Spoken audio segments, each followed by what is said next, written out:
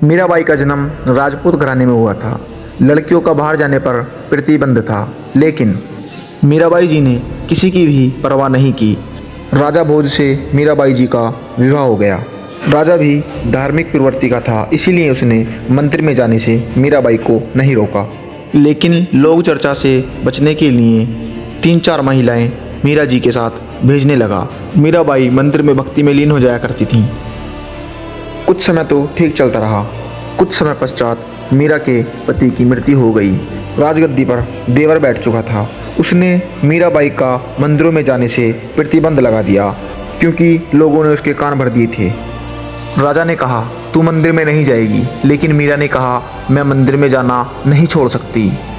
जिस कारण से राजा ने मीरा को मारने का षड्यंत्र रचा और सोचा कि यह भी मर जाए और बदनामी भी ना हो।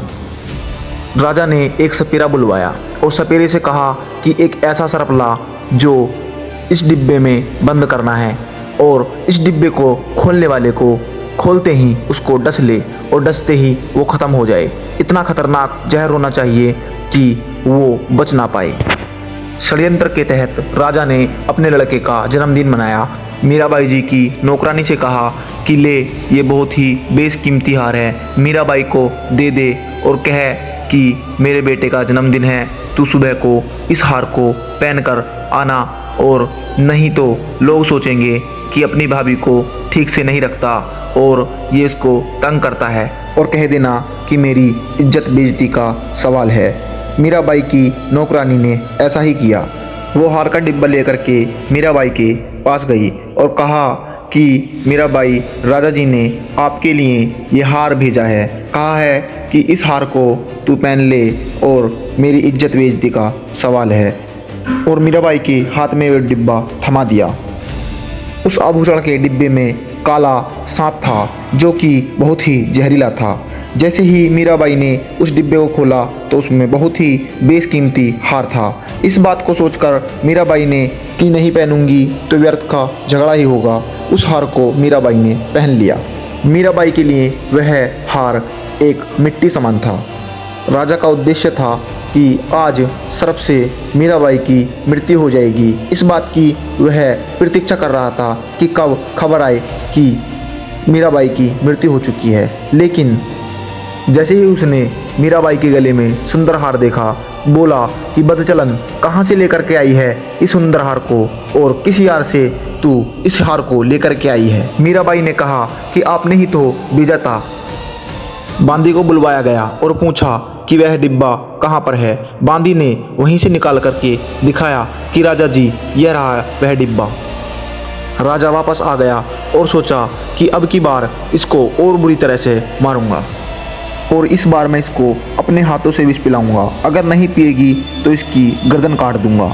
इस बात को सोच करके राजा ने सपेरे को बुलवाया और कहा कि एक ऐसा भयंकर विष ला करके दे जिससे कि एक बार में ही किसी की भी मृत्यु हो जाए। राजा का आदेश सुनकर सपेरा जंगल में चला गया और वहाँ से बहुत भयंकर सांप का विष लेकर राजा के महल में दोबारा से पहुँच गया और कहा कि राजा जी, यह बहुत ही खतरनाक और जहरीला जहर है, इससे किसी की भी एक बार में ही मृत्यु हो सकती है। राजा ने मीरा को महल में बुलवाया और मीरा से कहा कि यह जहर है, इसको तू पी ले, अगर नहीं पिएगी तो तेरी गर्दन काट दूंगा। मीरा ने सोचा कि गर्दन कटेगी तो दर्द होगा, इससे अच्छा है कि मैं जहर को ही पी लूँ। इस बात को सोचकर मीरा ने वह जहर का प्याला पी लिया और वहीं पर खड़ी रही, और मीरा को कुछ भी नहीं हुआ। लोग वहाँ पर देख रहे थे। तो राजा ने सोचा कि सपेरे ने वह जहर नकली ला करके दिया है। तो राजा सपेरे पर बहुत ज़्यादा गुस्सा करने लगा कि तू नकली जहर लेकर के आया है। सपेरे ने कहा, महाराज, जहर वाला प्याला कहाँ है? उस प्याले में दूध डाला और कुत्ते को पिला दिया। वह कुत्ता तभी खत्म हो गया। इस बात को देखकर सभी के सभी चौकन्ने रह गए। मीराबाई की रक्षा इस भगवान ने की थी। आइए जानते हैं। किन प्रार्थना की, परमात्मा ने कहा, बेटी जा उसके पास, वो बैठा महात्मा, वो देंगे तुझे दीक्षा। वो तो गई, वहां पर जहाँ संकेत मिल गया जाके बैठ की, एक महाराज जी नाम दे दो, दीक्षा दे दो। रविदास जी कहने लगा, बेटी बहन मैं हूं चमार जाति का और तू है ठाकरा की बेटी। गुरु से नाम लेने के बाद जब तूने लोग जाके यूं कहेंगे तूने किससे नाम ले लिया है, चमार पर नाम ले लिया, इज्जत का नाश हो गया। और जब तेरे मन में दोष आ गया भक्ति खत्म हो जाएगी तेरी, और लोग तेरी बेइज्जती बहुत करेंगे बेटी, तो कोई और देख ले अपना गुरु। तो मीराबाई ने कहा कि महाराज जी मैं आपकी बेटी, आप मेरे पिता, बाढ़ में जाए संसार, मेरा नाम दे दो, मैं पीछा छुटवाना चाहती हूँ। तो रविदास जी ने दीक्षा दे दी। अपने आत्मा भक्तों के लक्षण ये होते हैं, वो लोग लाज नहीं करते। कभी परमात्मा की वाणी में भी गरीबदास साहिब बताते हैं, लोक लाज ना कीजिए निर्भय हो रहिए, और यो मन चावे राम को तो दासा तन करिए। कहते हैं लोक लाज ना कीजिए निर्भय हो रहिए, जय मन चावे राम को दासा तन करिए। स्वान स्वरूप संसार है कुछ कर सी नाही, शीस महल को देख करिए भौंक भौंक मर जाही। सत्संगी तजना सत्संगी संगना तज चितराम बसाही। नित्यानंद जी महाराज संत हुए हैं, उन्होंने कहा है कि लोक लाज मर्याद जगत की तरण जो तोड़ बगावे। ये लोक लाज मर्याद जगत की नोगे तरण की तरह डिकड़े की तरह तोड़ के फेंक दे, तब कोई राम भगत गत पावे।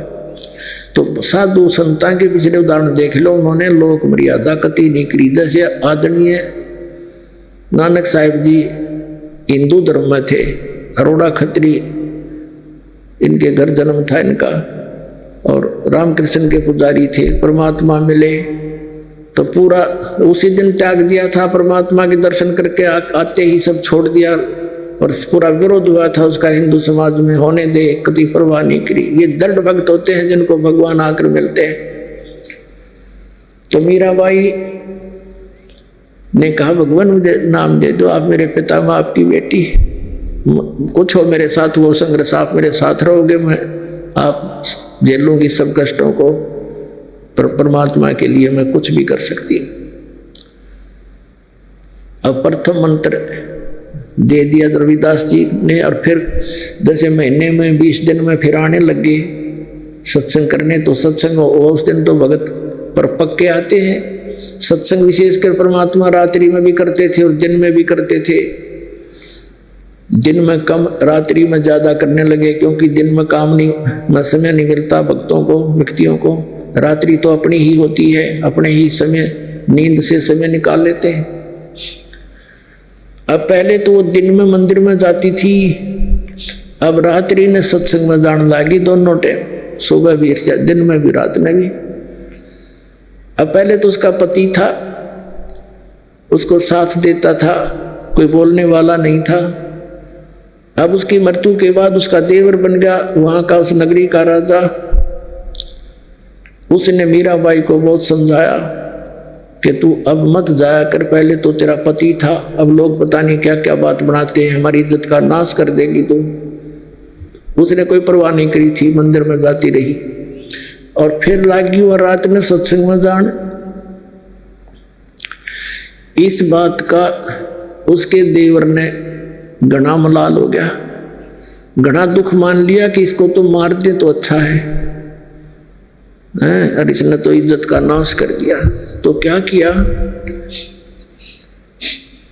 उसने, क्या किया, एक दिन अपने पुत्र का जन्मदिन रख दिया, रिश्तेदार आए हुए थे, और एक किसी सपेरे से कहा कि ऐसा विषधर ला दे, ऐसा विषयर ला दे सर्प के डंक मारते मर जाए आदमी। उसने वैसा ही ला दिया, राजा का हुक्म था, और एक डिब्बे में बंद करके ऊपर लिख दिया 9 लखा हार। राजा ने एक बांदी से कहा, नौकरानी से, जाओ मीरा को दे दे, ये हार गले में पैर लेगी, सुंदर कपड़े पहन लेगी, रिश्तेदार आवेंगे। और ऐसे, क्योंकि वो तो ऐसी रहती थी बेचारी, उसने तो ना उड़ने पैरने की कोई परवाह नहीं रही थी, भगवान में कसक गनी लगी थी। तो उसने कहा कि ठीक से कपड़े पहन लेना, मेरी बेइज्जती ना करवाना, रिश्तेदार ने कहेंगे भाई रहा नहीं, उसकी पत्नी को कैसे रखता है और ये हार पहन लेगी। उसने सोचा था यूं कि सर्प डस कर मर जाएगी, सर्प देगा डस, सारे रिश्तेदार होंगे, सब गवाह हो जाएंगे, सांप लड़ गया, भाई हम भी वहीं थे, इसलिए मृत्यु होगी इसकी। इसने चाल तैया चाली थी।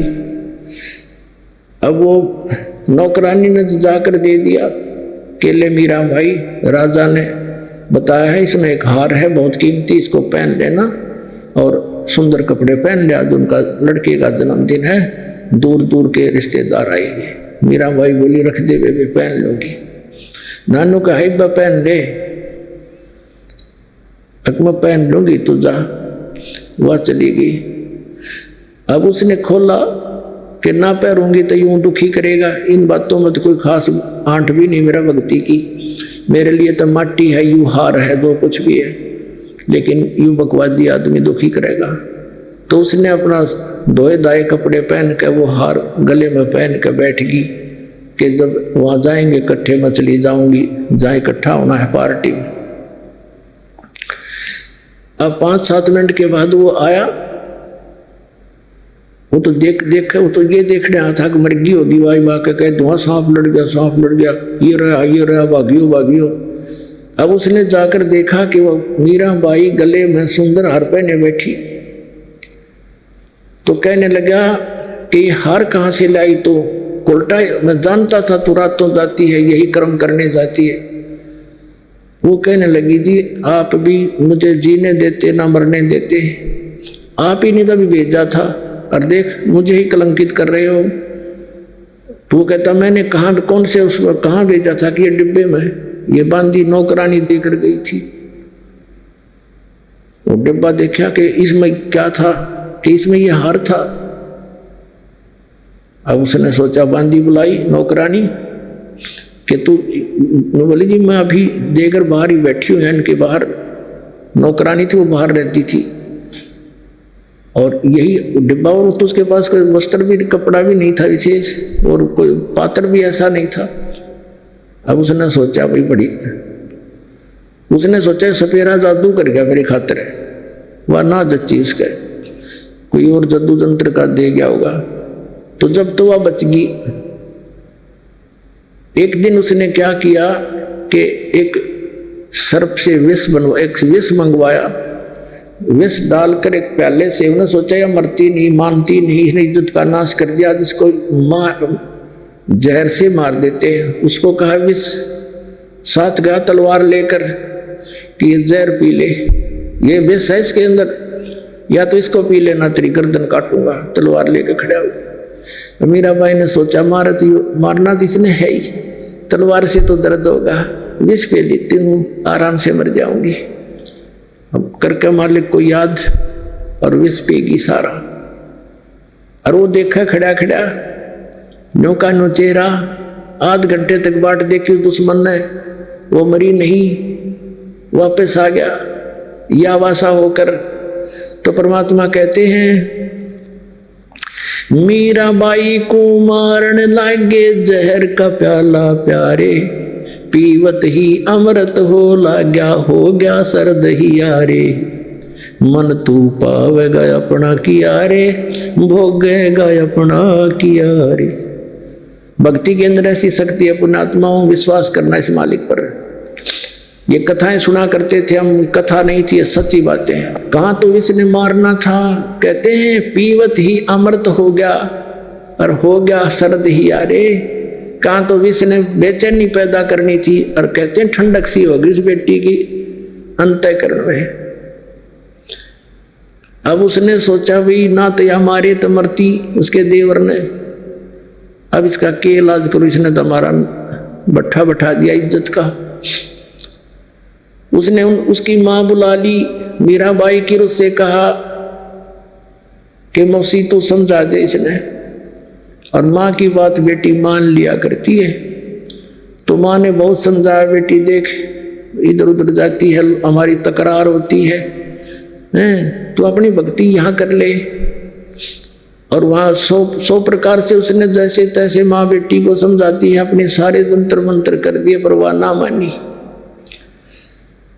फिर यहाँ तक कहा कि बेटी हम ठाकुर, और वो चमार जिस तो तू नाम ले आई, इसमें भी हमारी बेइज्जती का मामला है बेटा, तू मत जाकर वहाँ अपने आत्माओं परमात्मा के पाने के लिए, परमात्मा के पाने के लिए सबसे बड़ी बंधन काल ने, सबसे बड़े रस्से हमारा बांध रखे हैं ये लोक परंपराओं के। और परमात्मा कबीर साहब कहते हैं, सोई जन उभरे जिन तोड़ी कुल की कान। परमात्मा कहते हैं कुल करने के कारण यू अनसा गया बिगो, जब यू कुल के कर लेगा तो चार पाया का हो। आज तो लोक लाज में कुल की मर्यादा में को प्रमुख मानकर सत्संग में आया नहीं, सत्संग सुने नहीं, ज्ञान होया नहीं, भक्ति करी नहीं, फिर गधा बन का घूमेगा, चार पाया का होगा। जब यू कुल के ढालड़ा होगा तेरे, तब यू कुल के कर लेगा तो चार पाया का हो। तो संतों को यू हृदय में जम जाती है बातें। तो यहाँ परमात्मा कहते हैं कि तन छूटे जब कहाँ समावेगा, और आखिर तुझको कौन कहेगा। गुरु बिन आत्म ज्ञान मन ने की कर ले, दो दिन का मेहमान मन ने की कर ले, दो दिन का मेहमान। कहते आखिर तुझे गुरु के बिना यू आत्म ज्ञान बताओगा कौन है। तो इस प्रकार हमने सारे ज्ञान को समझना है। जैसे नित्यानंद जी एक ब्राह्मण कुल में थे, तहसीलदार की पोस्ट थी 250 वर्ष पहले की बात। इसमें नारनौल के नवाब के यहाँ तहसीलदार की नौकरी करते थे। जब आत्म ज्ञान हुआ, फिर परमात्म ज्ञान हुआ, नौकरी त्याग दी। पत्नी थी वो विरोध गणा करा करती, परमात्मा की ऐसी रजा हुई उसकी मृत्यु होगी, और वैराग बन गया। जब इस ज्ञान से परिचित हुआ तब कहा था ब्राह्मण कुल में जन्म था। पहले तो 250 वर्ष पहले ब्राह्मण के घर जन्म होना ही एक बहुत बड़ी महान माना करते थे। और फिर तहसीलदार की पोस्ट, आज तो मंत्री की को ना इतनी कीमत जितनी उस समय तहसीलदार की होती थी। और दोनों को बद के गढ़ भगवान से दूर कर, कहते हैं कबीर साहब कहते हैं, सुख के माथे पत्थर पड़ो जिसते नाम हृदय ते जा, और बलिहारी उस दुख के जो पल पल नाम लटावे। परमात्मा कबीर जी कहते हैं आग लगो ऐसे सुख के जो भगवान से दूर करे। हे परमात्मा ऐसा दुख भी दिए रखना, तेरी याद बनी रहे। तो नित्यानंद ने कहा था जब वो ये ज्ञान हो गया, जब कहते हैं ब्राह्मण कुल में जन्म था मैं करता बहुत मरोड़, और गुरु गुमानी दास ने दिया कुबद गढ़ तोड़े। संत मिले उनको गुमानी दास नाम के, कहते गुबद कुबद का गढ़ तोड़ दिया। मान बढ़ाई है, ऊंची नीची जाति वाला अभिमान भेदभाव, कहते ये कुबद का गढ़ संत बिना नहीं टूटे। तो परमात्मा के बच्चे जो होते हैं उन्हीं को मिलते हैं जो दृढ़ होते हैं। मीराबाई दृढ़ भगत थी, सारा संसार एक तरफ।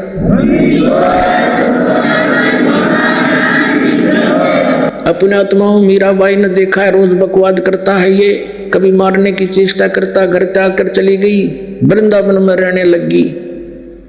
तो वहां परमात्मा फिर मिले जाकर उसको दूसरा रूप बनाकर, और ज्ञान से उसे पूछा, जैसे धर्मदास जी को मिले थे। तब उस बेटी की फिर आंखें खोली, बेटा इससे आगे और भी नाम है, ये तो प्रथम मंत्र दिया है, इसके आगे सतनाम है, वो ग्रहण कर, उसको मैं दे सकता हूँ, वो किसी के पास नहीं है। तब मीराबाई ने परमात्मा कबीर जी से फिर मंत्र लिया, तब उसका कल्याण हुआ। बोलो सतगुरुदेव।